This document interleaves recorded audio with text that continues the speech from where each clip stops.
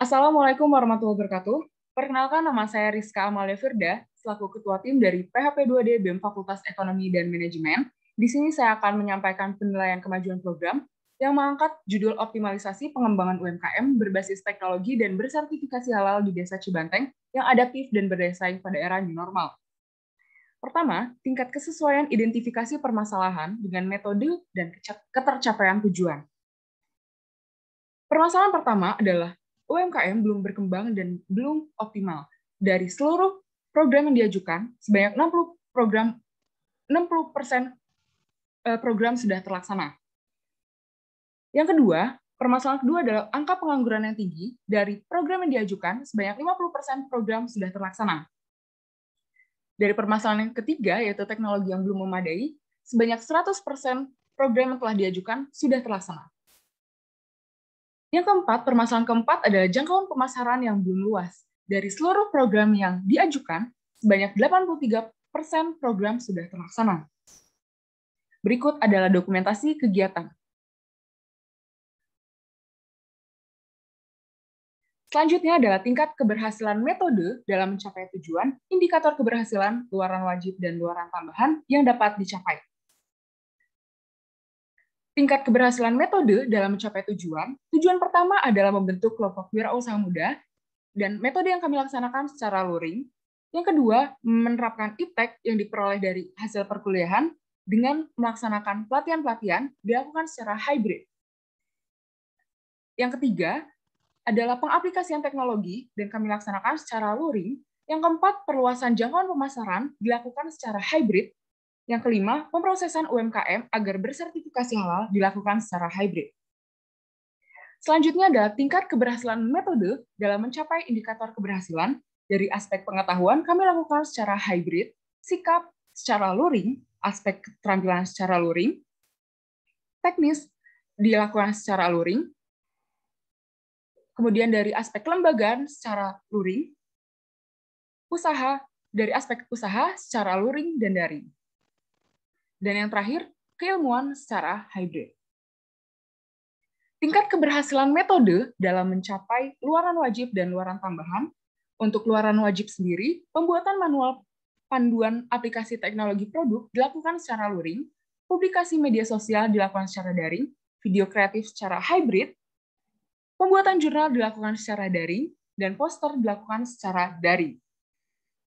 Kemudian untuk luaran tambahan, pencarian jejaring kemitraan kami lakukan secara luring, kemudian publikasi media massa kami lakukan secara daring. Tingkat capaian indikator dari 16 indikator sudah tercapai 11 indikator.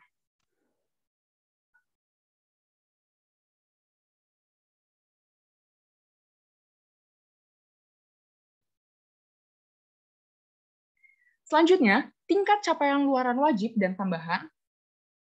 Dari luaran wajib sendiri, yang sudah tercapai adalah manual panduan aplikasi teknologi produk PHP2D, kemudian publikasi media sosial.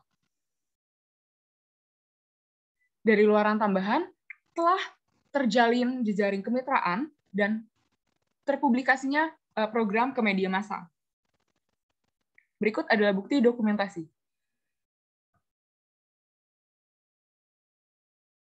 Selanjutnya adalah tingkat kesesuaian pelaksanaan dalam aspek biaya, personil, waktu, alat, metode, dan komponen bahan.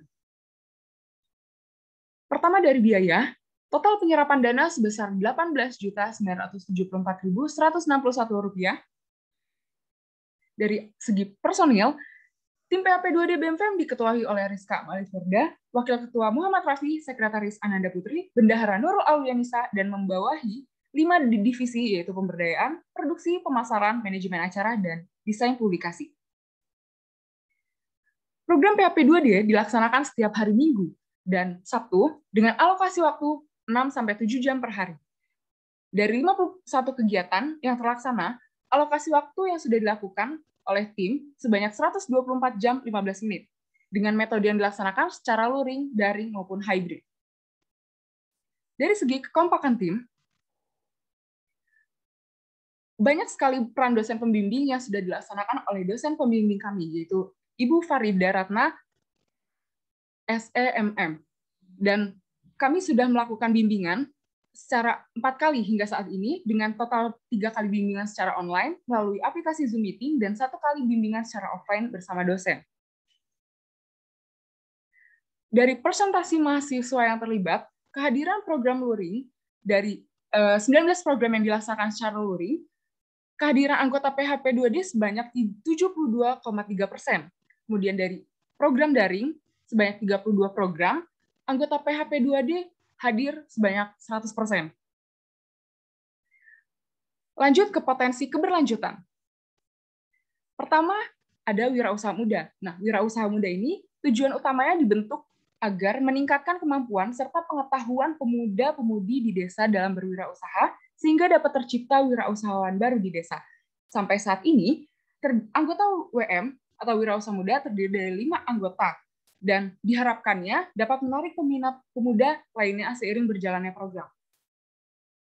Wirausaha muda ini memiliki prospek yang cerah ke depannya untuk memulai pergerakan pemuda-pemudi desa Cibanteng, sehingga dapat membuat produk-produk unggulan baru, serta memajukan perekonomian desa. Persentase keberlanjutannya adalah sebesar 90%.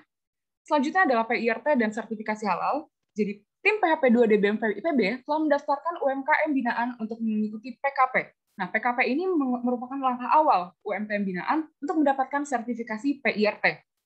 Ketika sertifikasi PIRT sudah didapat, maka UMKM binaan dapat memasarkan produknya secara luas, memiliki izin edar, keamanan, mutu produk yang terjamin, serta dapat meningkatkan nilai jual produk, dan produk ini bisa memperluas jangkauan pemasarannya.